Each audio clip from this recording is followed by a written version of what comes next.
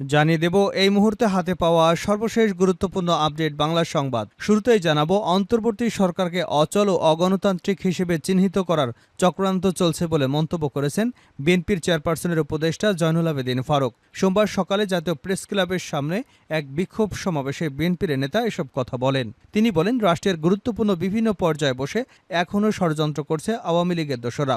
সাবেক প্রধানমন্ত্রী শেখ হাসিনাকে দেশে এনে বিচারের দাবিও জানিয়েছেন তিনি। জানাবো, পালানোর সময় এস আলমের ঘনিষ্ঠ সহযোগী আটক। দুবাই পালানোর সময় এস আলমের ঘনিষ্ঠ সহযোগী আনসারুল আলম চৌধুরীকে আটক করা হয়েছে। তার বিরুদ্ধে ১,৪০০ কোটি টাকার ঋণ খেলাপির অভিযোগ রয়েছে। জানাবো, পদত্যাগ করলেন স্পিকার শিরীন শারমিন চৌধুরী। শেখ হাসিনা সরকারের পতনের ২৭ দিনের মাথায় পদত্যাগ করলেন জাতীয় সংসদের স্পিকার শিরীন শারমিন চৌধুরী। সোমবার রাষ্ট্রপতি মোহাম্মদ শাহাবুদ্দিনের কাছে তিনি পদত্যাগপত্র জমা দিয়েছেন বলে বঙ্গভবন সূত্র নিশ্চিত করেছে।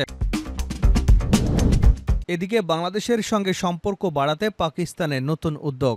বাংলাদেশের সঙ্গে পুনরায় সম্পর্ক জোরদারের জন্য একটি কৌশলগত নথি বা স্ট্র্যাটেজিক পেপার তৈরি করেছে পাকিস্তান।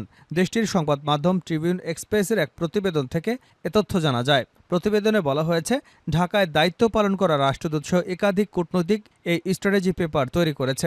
সেখানে বাংলাদেশের রাজনৈতিক পট পরিবর্তনের পর বাংলাদেশের সঙ্গে সম্পর্ক জোরদারের একটি রোডম্যাপ তৈরি করেছেন কূটনৈতিক।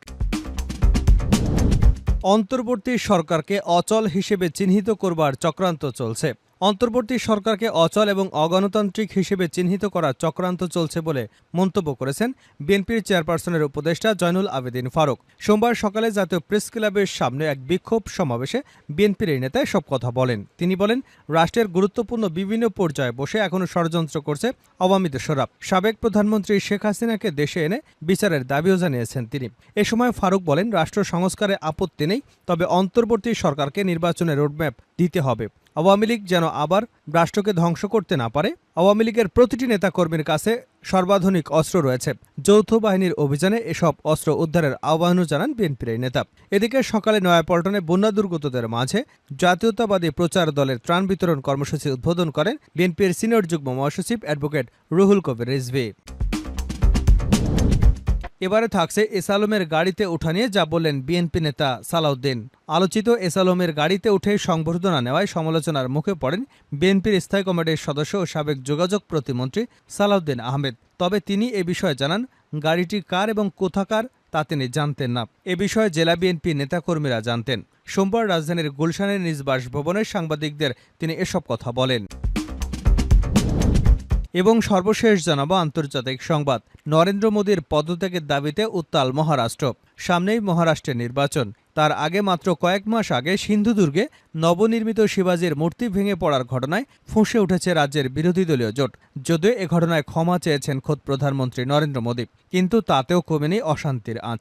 রাজ্য জুড়ে চলছে প্রতিবাদ, উঠেছে মোদী সরকারের পদত্যাগের দাবি। খবর ইন্ডিয়ান এক্সপ্রেসের। এতক্ষণ শিরোনাম শুনছিলেন, এবার বিস্তারিত। প্রিয় দর্শক, আপনি যদি এই চ্যানেলে নতুন হয়ে থাকেন, ভিডিওটি দেখতে দেখতে চ্যানেলটি সাবস্ক্রাইব করে আমাদের সঙ্গে থাকুন। আর এই ভিডিও সম্পর্কে আপনি আপনার মূল্যবান মতামতটি কমেন্ট বক্সে জানিয়ে দিন। আর হ্যাঁ প্রিয় দর্শক, জানিয়ে দিন ভিডিওটি কোথা থেকে দেখছেন। পালানোর সময় এস আলমের ঘনিষ্ঠ সহযোগী আটক। দুবাই পালানোর সময় এস আলমের ঘনিষ্ঠ সহযোগী আনসারুল আলম চৌধুরীকে আটক করা হয়েছে। তার বিরুদ্ধে ১,৪০০ কোটি টাকা ঋণ খেলাপির অভিযোগ রয়েছে। সোমবার সকালে চট্টগ্রাম শাহ আমানত বিমানবন্দর থেকে তাকে আটক করা হয়। জানা যায়, সকালে দুবাই যাবার উদ্দেশ্যে চট্টগ্রাম শাহ আমানত বিমানবন্দরে আসেন আনসারুল আলম। ইসলামী ব্যাংক থেকে ১,৪০০ কোটি টাকা ঋণ নিয়ে পরিশোধ না করার অভিযোগ থাকায় ইমিগ্রেশন পুলিশ তার বিদেশ যাওয়া আটকে দেয়। পরবর্তীতে তাকে পুলিশের কাছে হস্তান্তর করা হয়। আনসারুল আলম চৌধুরী বহুল আলোচিত এস আলম গ্রুপের ঘনিষ্ঠ সহযোগী হিসেবে পরিচিত। তার গ্রামের বাড়ি উত্তর চট্টগ্রামের রাউজানে। সূত্র জানায়, সিভিল এভিয়েশন এবং বিমানবন্দরের বিভিন্ন গোয়েন্দা সংস্থার রাজনৈতিক তালিকাভুক্ত ছিলেন আনসারুল আলম। পদত্যাগ করলেন স্পিকার শিরীন শারমিন চৌধুরী। শেখ হাসিনার সরকারের পতনের ২৭ দিনের মাথায় পদত্যাগ করলেন জাতীয় সংসদের স্পিকার শিরীন শারমিন চৌধুরী। সোমবার রাষ্ট্রপতি মোহাম্মদ শাহাবুদ্দিন চুপ্পুর কাছে তিনি পদত্যাগপত্র জমা দিয়েছেন বলে বঙ্গভবন সূত্র নিশ্চিত করেছে। ছাত্র জনতার অভ্যুত্থানের মুখে গত ৫ আগস্ট শেখ হাসিনা প্রধানমন্ত্রীর পদ থেকে পদত্যাগ করে দেশ ছাড়েন। এরপর রাষ্ট্রপতি সংসদ ভেঙে দেন। ৮ আগস্ট অন্তর্বর্তী সরকার শপথ নেয়। ২০০৮ সালে নির্বাচনে আওয়ামী লীগ ক্ষমতায় আসার পর স্পিকার নির্বাচিত হন আব্দুল হামিদ। তাকে রাষ্ট্রপতি নির্বাচিত করা হলে 2013 সালের 30 এপ্রিল স্পিকার নির্বাচিত হন শিরীন শারমিন। এরপর থেকে টানা তিনি এই দায়িত্ব পালন করে যাচ্ছেন। গত 7 জানুয়ারি বিএনপিবিহীন নির্বাচনে আওয়ামী লীগ জয়ী হয়ে সরকার গঠনের পর শিরীন শারমিন চৌধুরীকে আবারও স্পিকার নির্বাচিত করা হয়। রংপুরে গুলিবিদ্ধ হয়ে স্বর্ণশ্রমিক মুসলিম উদ্দিন নিহত হওয়ার অভিযোগে 27 আগস্ট শিরীন শারমিন চৌধুরী, সাবেক বাণিজ্যমন্ত্রী টিপু মুন্সি সহ 17 জনের বিরুদ্ধে হত্যা মামলা দায়ের করা হয়। মেট্রোপলিটন কোতোয়ালি আমলি আদালতে মামলাটি করেছেন রংপুর শহরের পূর্ব গণেশপুর এলাকার নিহত মুসলিম উদ্দিনের স্ত্রী দিলরুবা আক্তার। হত্যা মামলায় গ্রেপ্তার হয়ে কারাগারে আছেন টিপু মুন্সি। শিরীন শারমিন চৌধুরী রংপুর 6 আসন থেকে নির্বাচিত হয়ে সংসদ সদস্য হয়েছিলেন। বাংলাদেশের সঙ্গে সম্পর্ক বাড়াতে পাকিস্তানের নতুন উদ্যোগ। বাংলাদেশের সঙ্গে পুনরায় সম্পর্ক জোরদারের জন্য একটি কৌশলগত নথি বা স্ট্র্যাটেজিক পেপার তৈরি করেছে পাকিস্তান। দেশটির সংবাদ মাধ্যম ট্রিবিউন এক্সপ্রেসের এক প্রতিবেদন থেকে এ তথ্য জানা গেছে। প্রতিবেদনে বলা হয়েছে, ঢাকায় দায়িত্ব পালন করা রাষ্ট্রদূত সহ একাধিক কূটনৈতিক এই স্ট্র্যাটেজিক পেপার তৈরি করেছে, যেখানে বাংলাদেশের রাজনৈতিক পট পরিবর্তনের পর বাংলাদেশের সঙ্গে সম্পর্ক জোরদারের একটি রোডম্যাপ তৈরি করেছেন কূটনৈতিকরা। কর্মকর্তারা জানিয়েছেন, বাংলাদেশের দায়িত্ব পালন করা সাবেক হাই কমিশনারদের আমন্ত্রণ জানিয়েছিলেন দেশটির প্রধানমন্ত্রী শেহবাজ শরীফ। এক সূত্র জানিয়েছে, বাংলাদেশের সঙ্গে কিভাবে আবার সম্পর্ক পুনঃস্থাপন করা যায় সে বিষয়ে জানতে চেয়েছেন তারা। শেখ হাসিনার পতনের পর বাংলাদেশের সঙ্গে নতুন করে সম্পর্ক স্থাপনের কথা ভাবছে পাকিস্তান। শেখ হাসিনার শাসনামলে পাকিস্তান ও বাংলাদেশ সম্পর্ক খুব একটা উষ্ণ ছিল না। পাকিস্তানের দাবি, তারা চেষ্টা করলেও হাসিনার সরকার সম্পর্ক জোরদারে আগ্রহী ছিলেন না। এখন সম্পর্ক কিভাবে জোরদার করা যায় সে বিষয়ে একটি কৌশলগত নথি শেহবাজ শরীফের কাছে দেওয়া হয়েছে। সেখানে পাকিস্তান সরকারের ধীরে ধীরে সম্পর্ক উন্নয়নের কথা বলা হয়েছে। কোনো রাজনৈতিক পক্ষ না নিয়ে বাংলাদেশের সাধারণ জনগণের সঙ্গে গভীর সম্পর্ক করার ব্যাপারে গুরুত্ব দেওয়া হয়েছে।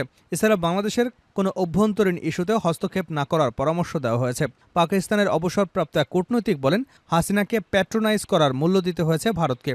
বাংলাদেশের জনগণ ক্ষুব্ধ হওয়ার অন্যতম কারণ ছিল হাসিনাকে তারা ভারতের পুতুল মনে করত। বাঙালিরা স্বাধীন চেতা, তারা এমন আচরণ কখনো গ্রহণ করবে না। স্ট্র্যাটেজি পেপারে আরও বলা হয়েছে, পাকিস্তানে বাংলা বলতে পারেন এমন কূটনৈতিক রয়েছে, তাদের ঢাকায় হাই কমিশনার হিসেবে পাঠানো যেতে পারে। তাদের অনেকেই অবসরে গেছেন, তারপরও তাদের নিয়োগ দেওয়া সম্ভব। ওই কূটনৈতিক বলেন, আমাদের ঢাকাকে গুরুত্ব দেওয়া উচিত, সেখানে যোগ্য কূটনৈতিক পাঠানো দরকার। শেষ করছে আন্তর্জাতিক সংবাদ দিয়ে। মোদির পদত্যাগের দাবিতে উত্তাল মহারাষ্ট্র। সামনেই মহারাষ্ট্রে নির্বাচন, তার আগে মাত্র কয়েক মাস আগে সিন্ধুদুর্গে নবনির্মিত শিবাজী মূর্তির ভেঙে পড়ার ঘটনায় ফুঁসে উঠেছে রাজ্যের বিরোধী জোট। যদিও এই ঘটনায় ক্ষমা চেয়েছেন খোদ প্রধানমন্ত্রী নরেন্দ্র মোদী, কিন্তু তাতেও কমেনি অশান্তির আঁচ।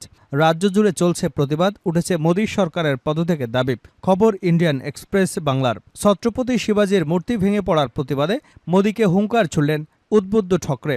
সিন্ধুদুর্গে শিবাজীর মূর্তির পতনকে মোদী সরকারের পতন হিসেবে